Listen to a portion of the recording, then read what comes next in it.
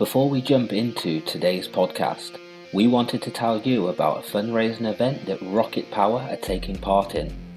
On October 17th in London, RocketPWR take on Battle Cancer. RocketPWR Apparel has up to 3 teams entering this year's event.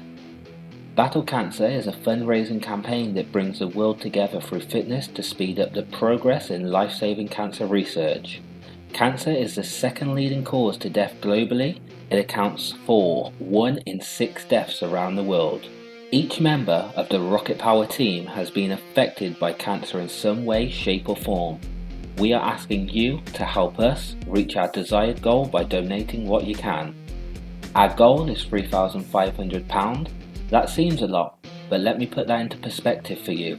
If each of our Instagram followers donate £1 as of recording this, we can raise £3,525, which is a significant amount that will go a long way to supporting the cause. The total amount raised will be split between each athlete's chosen cancer charities. On behalf of RocketPWR Apparel, thank you in advance. In today's episode, we sit down and speak with RocketPWR athlete Sian Evans. Lockdown came at a crazy time for Sian. She had recently parted ways with her corporate 9-to-5 and began coaching on a full-time basis. We discussed how this current pandemic changed the way Sian coached her clients and what this looks like moving forward. We also talk openly about how her attitude towards training shifted at the beginning of lockdown and how Sian turned the corner to now be back on top of her training. Sian also tells us about her supplements that she takes on a regular basis and why. Hello and welcome to the RocketPWR podcast. Today we sit down with Sian. How are you keeping during these wild times? I'm good, thank you. How are you doing? Yeah, I'm very well, thank you. We just want to dive straight in. And with every person that we've had on the podcast, every guest, we start the podcast with a little bit of fun. We do the same with all our guests, just with a different topic. So, in CrossFit Games fashion, we want you to rank your top 3 supplements and the spirit of the game. So, starting with 3, 2, 1, and then we'd end up with spirit of the games. We would like the product or the supplement and why you've given it that position and how you feel it helps you if you want to dive into that. The spirit of the games will be something that may not be crazy mainstream. It's just something that really helps you. So let's jump in at number 3. Okay, number 3 would have to be probably a good protein powder. Definitely a protein powder, post-workout gains. Any particular flavor? Yes, chocolate. Chocolate protein. I take a vegan protein and almond protein, and it's super tasty. And yeah, love it to get the gains in. So chocolate's got to be the fave, and it's actually a vegan protein. I'm not a vegan, but I do prefer taking a vegan protein. I just find it's a lot easier to digest than whey. And yeah, it's not bitty. It's a bit thicker, but I blend it down with ice and lots of liquid, and it is chocolate milkshake vibes. And it must be nice not being a vegan, but being able to join in with the vegan chit chat saying I'm a vegan CrossFitter, not actually vegan. Yeah, it means I'm part of many, many cults. So all of the cults. All the cults. I love a cult, me. Moving on to number 2. Number 2, probably a. Oh, I don't know what number 2 would be. To be honest, not anything directly workout related, but I take a green supplement every day, which is basically like a portion of fruit and veggies, and it's just good to get some extra. Absolutely. It does not have to be a workout supplement. It can just be any supplement that you take that suits you and you feel is relevant to take the number 2, number 1 position. Yeah, that's it. Number 2, yeah. So definitely I take a greens balance supplement. It's like a blend of, I think it's about 37 different fruit and veggies in a powder form. So it looks a bit swampy, but I take that first thing in the morning. So what is taking the top spot? Oh, without a shadow of a doubt, fizz sticks, which is basically like a more natural form of caffeine. So it can act as a pre-workout, but without the face itch. And I also have it in the morning as well instead of a coffee. I think everyone's had that face itch. Yeah, If you haven't, yeah. do you even train, bro? No, you don't. You just don't. But yeah, Fizzsticks is a bit more of a natural energy boost, and they come in super nice flavors. So it's basically like it's kind of like not too dissimilar to a Nocco, to be fair. But I mean, obviously, I'd say it's better because I rep. But you know, Product plug right there. And coming in at Spirit of the Games, as I said, this doesn't have to be a mainstream product. This can just be one that suits your lifestyle and you take it for reasons that you want. yeah, sure. So not the sexiest supplement at all, but it's called Digestion Plus. It's basically like a prebiotic thing that I take in the morning, which helps with gut health and all that sexy stuff. So yeah, that I wouldn't be without that for sure. So in one morning, how many tablets are you taking? So so I put a Digestion Plus's powder, so it's a sachet of that and a scoop of Greens Balance, and I chuck in a multivit in there as well, and then I'll have a fizz stick. So this can all just be whizzed up and drank in one go. Yeah, So it's a it's swampy not like chocolate mess. yeah. Well, I'd save the protein for post workout for sure.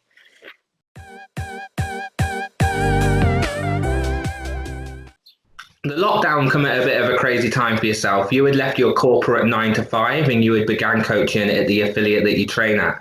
Yeah. You had also passed your PT courses and grown quite a base of clients in such a short time frame. Tell us about what this looked like for you and what it looks like now. How are you keeping in contact with your clients? Are you doing remote PT? When will you be opening up for PT again with social distancing rules in place?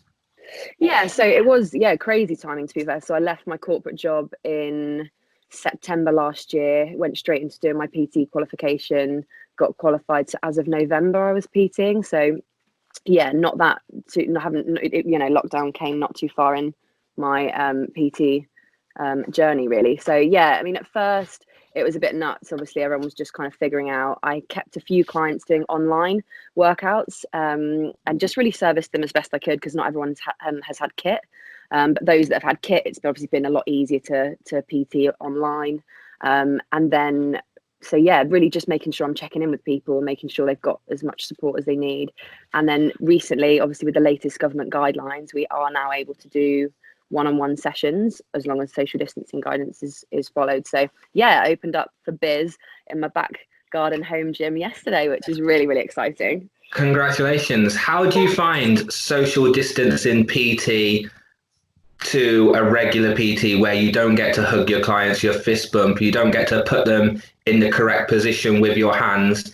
You've got to literally, as a coach, verbalize everything and make sure that they understand. So can you run us through, not fully, how you would take a regular PT to how different a social distancing PT looks like?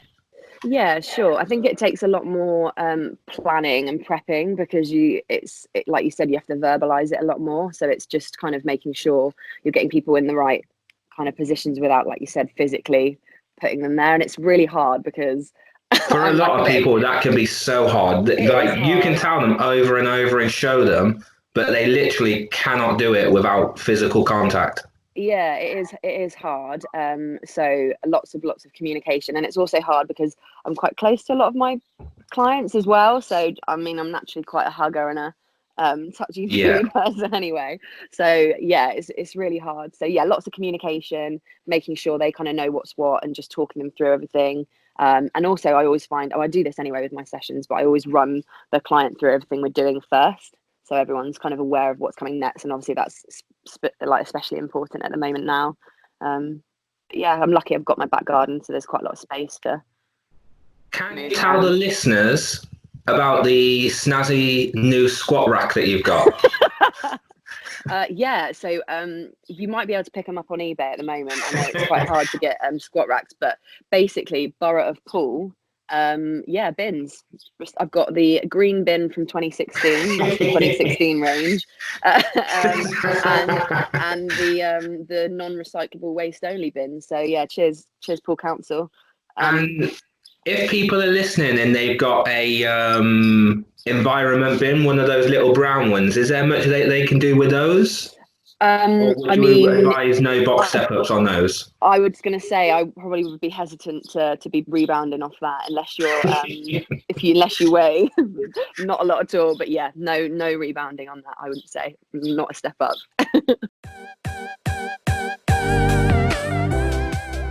For anyone following you on Instagram, we can see that you're continuing to train to quite a high level. Did you have any issues with continuing to train at home, such as lack of motivation? If so, how long did it take you to change your mindset to get back to training? Yeah, sure. Like, so more recently, as in over the past, I'd probably say, if I was being completely 100% honest, it's been really only the last 3 weeks that I've really got back to like a proper routine with training. I really struggled at the start, really struggled. I completely honest, I like my diet, loose term of diet as well, by the way, like nutrition kind of went a bit out the window. And I think as well, it came at a funny time for me because we had Euro champs. And then I went skiing, which was a bit cray. And then I came back. So I was on a bit of a, like, you know, and you train downhill really spiral. Exactly. Yeah, I was going to say downhill spiral started just before coronavirus. Basically, yeah. So I was kind of on a bit of a downhill spiral, as you say, anyway. So I would have needed, like, really relied upon getting back in the box and getting stuck back in to get me back into it. So I think it came at a bit of a bad time, really, in that sense. And I just really struggled. It's just really crazy times, isn't it? You've got to completely rely upon yourself for motivation. And I think like motivation's an interesting one anyway, because like you only stay, like motivation only gets you so far. It's all about daily habits, isn't it? Yeah. That keep you like doing things. So that's kind of like a whole nother topic. But I think we had to quickly rebuild new habits, which was really hard for some people, harder for some others, of course. But yeah, so at first it was really hard. I did have some bits and bobs and kit, you know, I was quite lucky with that. But yeah, it took me quite a while. But since the past few, like about 3 weeks, I reckon, getting back into it, training, sorting my diet out, basically just getting back on track, getting up early again. So yeah, definitely back on it now. And I think it's because it feels like it's a little bit more of maybe an end in sight now. Yeah, I'm ready to get back to it. So how did you change your mindset? Like you said, was it reintroducing new habits and was like, if I just do 15 minutes, half an hour here, it's going to build up and I'm going to then get back into the swing of things? Or did you sit down and talk to yourself and just be like, I need to kick myself in the ass. I'm not going to get any fitter. And this is what I love, but I'm continuing to sack it off just because motivation is lacking. Yeah, I think I do tend to get to the point where I think I'm quite all or nothing as well. So I got to the point where I was just like, right, come on, this isn't what you, as much as it's been like, as much as I love pizza and wine life, which I really do, and I'm all for #balance.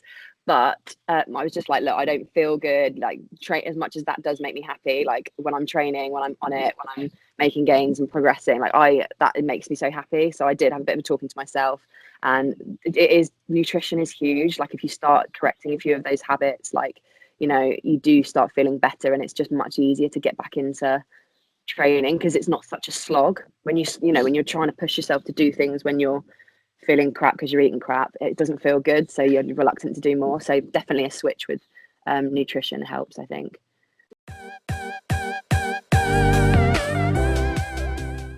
How has your training changed since being without a gym? So you're on individualized programming, you're a JST athlete. Obviously, a lot of that is gym based or gym equipment based. Have they changed it so you can do a lot more home workouts? Has it stayed the same? The intensity, is that still there?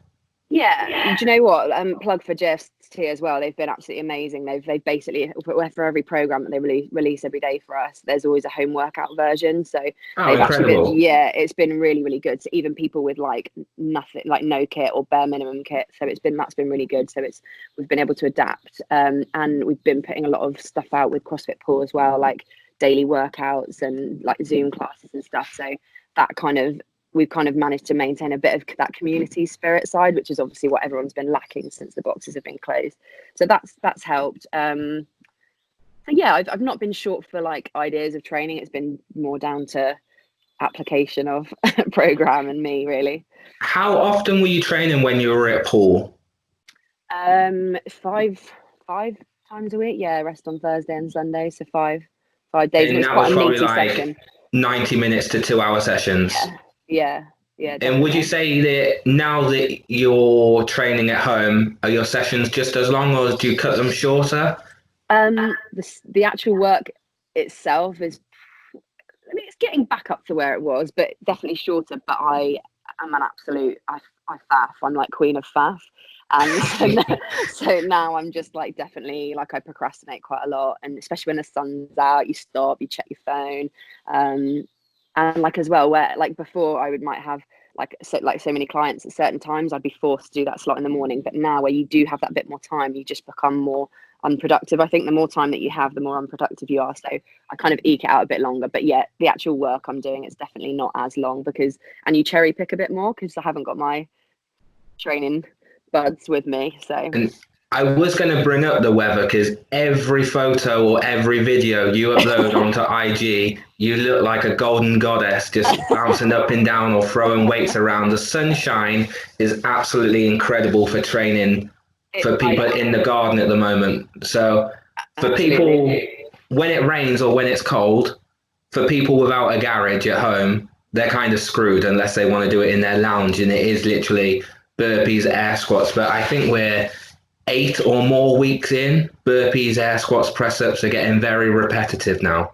I know, and I do love a burpee as well. So for even me, for even me to say it's repetitive, yeah, the sun makes all the difference. I'm like a bit of a sun baby anyway, so being out, like that's one thing I'll take. I might be preempting another question, but that's one thing I'll take from this as well is that I want to do some more outdoor training because I just absolutely love training outdoors. So yeah, it's been really good having the sun. But when it rains and it's cold, I'm definitely not quite so motivated to get outside. We're going to move on to the Rocket Power Challenge series. You're taking part in that. How are you finding it? Yeah, it's nice to have something to like keep sort of track on, and it's nice to see workouts come out. It also was a reminder that gymnastics is not my strong point. I know there's been lots of little challenges with gymnastics, but it's been good. It's nice to have something, and particularly as well at CrossFit Pool, we've there's been like quite a lot of us that have entered. So it's been nice. We've got our own little Facebook group as well, which has been quite cool. So it's nice to have all I think like the banter. CrossFit Pool could have the most females entered in the challenge series. It's very high up, representing. Yeah, and shout out to M Payne as well, our girl that coordinated and set up all the Facebook groups. So yeah, she was behind that. So we've got her to thank for that. Yeah.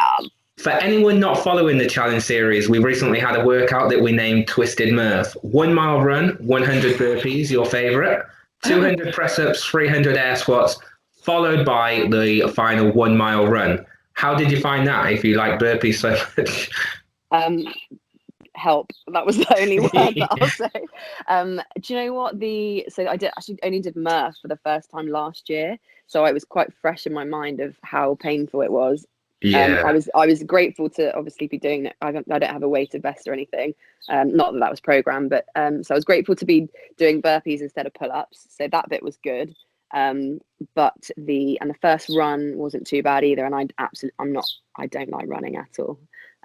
But the last run was, yeah, my legs were not there anymore.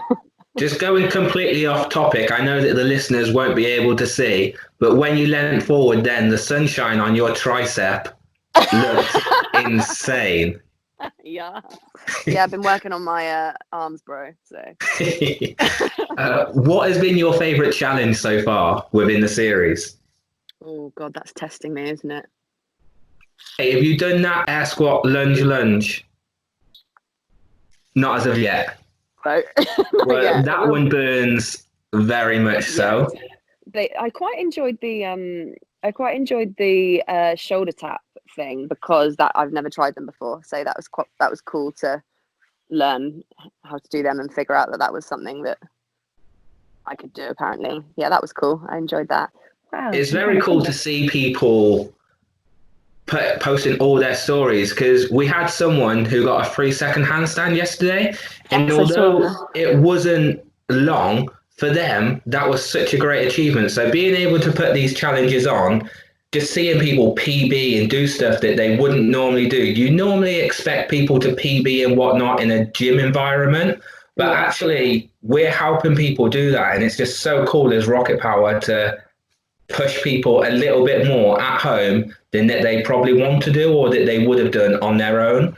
Yeah, definitely. And it's like, it's just tests, isn't it, as well? It's always good to test and learn something you can do. Equally, learn things that you can't do as well, because that's, although it's frustrating, that's a bit of an eye opener, isn't it? It gives you something to work on. So yeah, definitely all about the tests for sure. And is there a least favourite challenge that we've had? How's your mobility, the one that Steph programmed? Did you get to level 1? Wow. I actually did. Well, as soon as I saw that it was Steph's challenge, I immediately was like, oh no.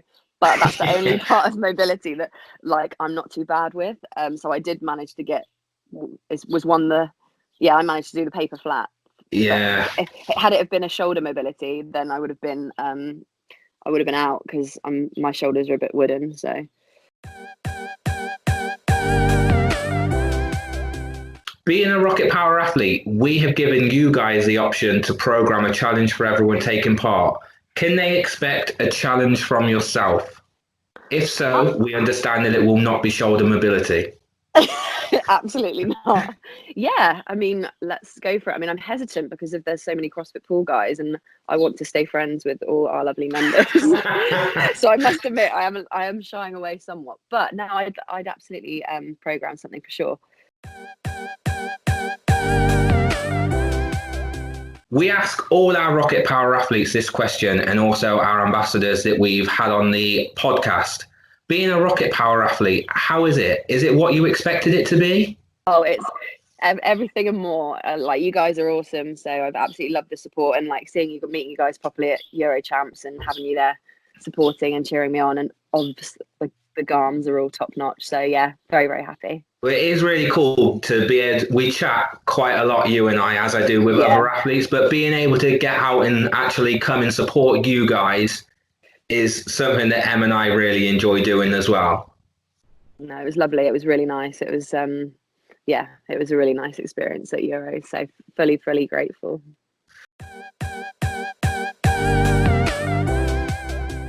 I think we've taken enough of your time now, as you're crazy busy. Now you're back on programming, you've got all your remote PTs, your socially distanced PTs. Is there anything else that you would like to add to the podcast at this point? Only just that, I guess, literally just popped into my head, just that if people are having like difficulties with training and motivation and stuff at the moment, just kind of take it easy, like be kind on yourself. Don't fall into a bit of a comparison trap, because everyone is still only posting their highlight reels and their good days. So just be kind to yourself and do what you can, and hopefully our boxes will be open soon.